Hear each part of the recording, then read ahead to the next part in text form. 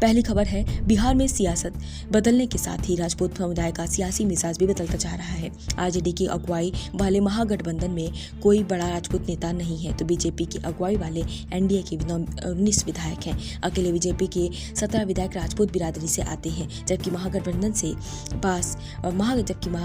के पास महज 8 ही विधायक हैं। अब हालात बदल चुके हैं, सभी दल राजपूत बिरादरी को साधने में लगे हुए हैं। बीजेपी बोली, ऑपरेशन सिंदूर से पूरे विश्व को संदेश मिला है कि भारत पाकिस्तान सीज़फायर के बाद बीजेपी ने पहली बार प्रेस कॉन्फ्रेंस को दिया है, जिसमें संबित पात्रा ने ऑपरेशन सिंदूर के बारे में जानकारी दी है। उन्होंने कहा कि 50 साल तक असंभव था, जिसे संभव करके भारत ने दिखाया है। झेलम और चिनाब नदी अब संपूर्ण रूप से भारत के पावर में है। उन्होंने कहा कि पानी और खून एक साथ नहीं बहेगा। साथ ही उन्होंने बोला कि ऑपरेशन सिंदूर से पूरे विश्व को एक संदेश मिला है। जम्मू कश्मीर सीमा पर कई छात्र अटके, जम्मू कश्मीर और पाक की सीमा से सटे राज्यों में फंसे लोगों को कोई सुरक्षित निकाल कर दिल्ली लाया जा रहा है। आंध्र प्रदेश भवन इन सभी लोगों की मदद के लिए राजधानी दिल्ली में 24 घंटे का कंट्रोल रूम बनाएगा। इसके अलावा तेलंगाना सरकार ने बताया कि तेलंगाना भवन में अब तक 126 लोग पहुंच चुके हैं। इसमें से 91 लोग शनिवार को आधी रात पहुंचे थे। संजय रावत ने उठाए गए सवाल, शिवसेना UBDA के जो है नेता संजय रावत ने भारत पाकिस्तान सीज़फायर पर गहरी चिंता व्यक्त की है। उन्होंने अमेरिकी राष्ट्रपति डोनाल्ड ट्रंप के हस्तक्षेप को गलत बताया और मोदी सरकार पर कमजोरी का आरोप लगाया। संजय रावत ने कहा कि भारतीय सेना लाहौर तक पहुंच सकती थी, लेकिन उन्हें रोक दिया गया। उन्होंने ये भी कहा कि पाकिस्तान में मनाया जा रहा जश्न ट्रंप के दबाव की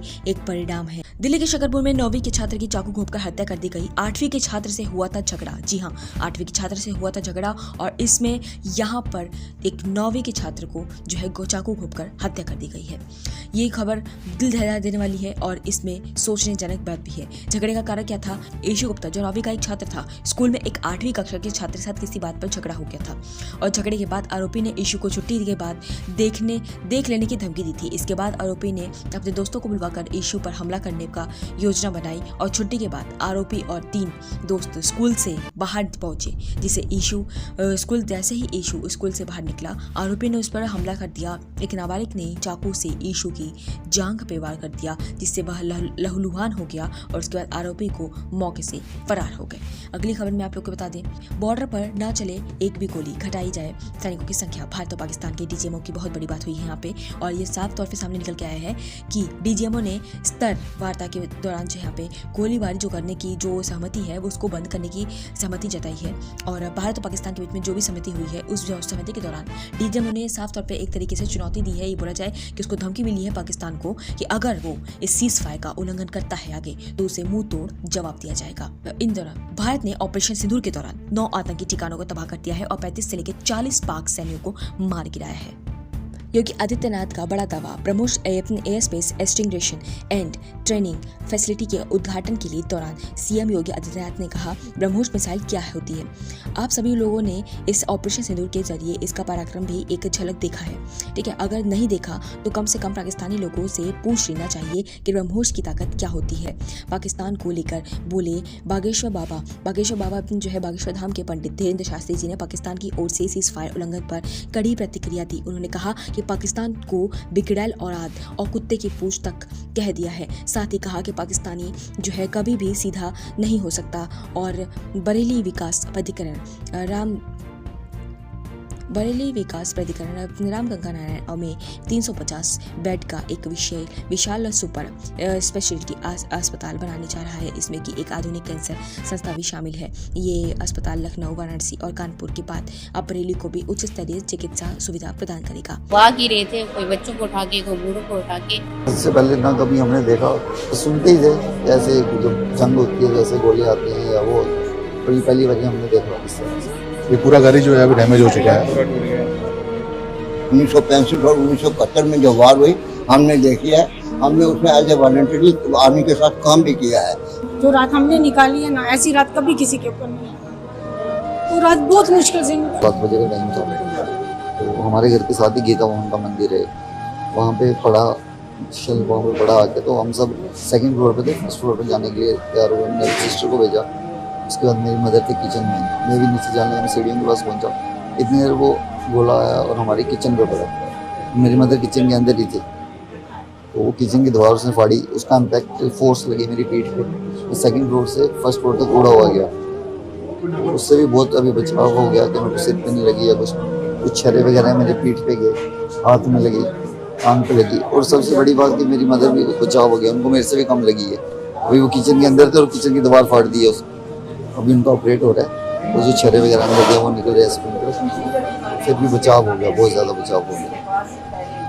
तो पहली बारी हमने इतने पास से देखा, हमारे मोहल्ले में कुछ 10 से 15 पड़े, जिसमें से लोग ऑन स्पॉट डेथ भी हुई कई बंदों की। इससे पहले ना कभी हमने देखा, तो सुनते ही थे कैसे जो जंग होती है वैसे गोले आते हैं या वो होती है, तो ये पहली बारी हमने देखा इस तरह से कि जंग का प्रकोप किस तरह से होता है। इस तरह से होता है। बिल्कुल आज से पहले हम बॉर्डर्स में जो भी होते थे वो फायरिंग वगैरह होती है, इस वजह तो ये आर्टिलरी के गोले आए, तोफ के, तो यहाँ तक आगे बढ़े हैं। लगातार ही लगे, फिर छुप के हम नीचे ऊपर वाले कमरे से नीचे वाले कमरे में छुपे ही रहे, कोई 11 साढ़े 11 बजे तक हम छुपे ही रहे, बिल्कुल बंद नहीं। सुबह के 11 साढ़े 11? हाँ जी, हाँ जी, हाँ जी, सुबह के 11:30 बजे तक छुपे रहे, फिर वहाँ से हम निकले तब भी बहुत जोर की बात चल रही थी। तो ये पूरी रात चलता रहा? पूरी रात चलता रहा, बिल्कुल कोई शूट नहीं थी। आपका भी घर पुंछ के शहर में? बिल्कुल सिटी में ही है। जो रात हमने निकाली है ना, ऐसी रात कभी किसी के ऊपर नहीं है।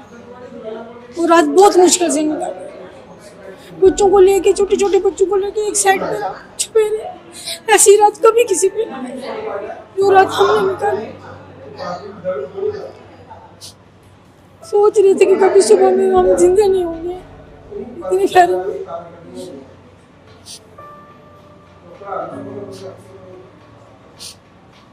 ये आपका घर है?